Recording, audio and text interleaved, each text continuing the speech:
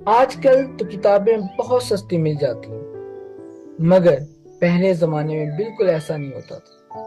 اس وقت صرف بڑے بڑے گھرانے کے لوگ ہی کتابیں رکھتے تھے اور پڑھتے تھے۔ کیوں کہ جیسے آج کل ہمارے پاس مشینیں ہیں کتابیں بنانے کے لیے، لیکن اس وقت صرف اور صرف ہاتھ سے کتابیں لکھی جاتی تھی۔ اور آپ کو پتہ ہے ہاتھ سے کتاب لکھنے میں کتنا وقت لگتا ہے۔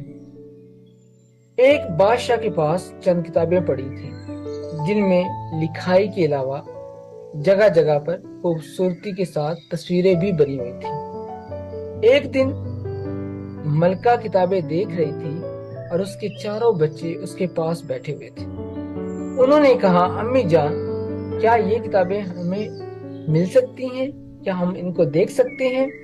ماں نے کتابیں دکھائیں تو تین بیٹے جو ہیں وہ صرف اور صرف ان تصویروں کو دیکھنے لگے جو کتابوں کے اندر بنی ہوئی تھی اور اسی سے خوش ہونے لگے۔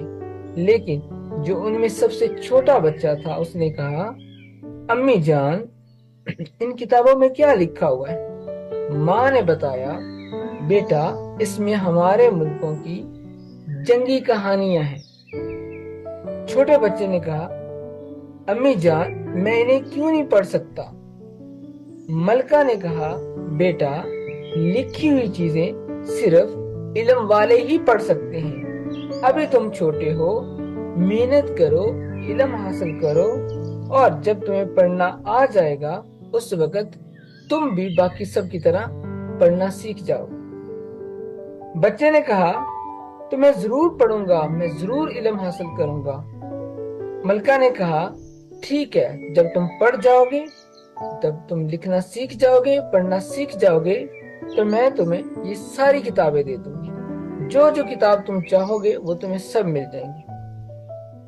شہزادے نے بہت محنت کی، اتنی محنت کی کہ تھوڑی ہی مدت میں وہ پڑھنے لکھنے کے قابل ہو گئے، اور اس کے بعد وہ ساری کتب اس کی ماں نے اپنے بچے کو دے دی۔ اور وہ بچہ کون تھا پتہ ہے آپ کو؟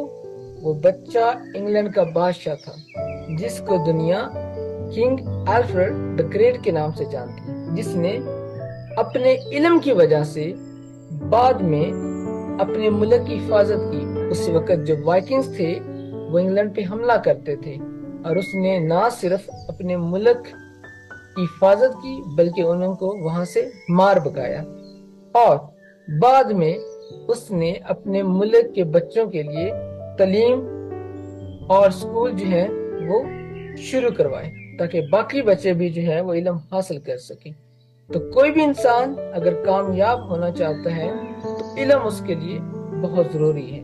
تو سب کو چاہیے کہ دل لگا کر محنت کریں اور علم حاصل کریں اگر آپ کامیاب ہونا چاہتے ہیں تو۔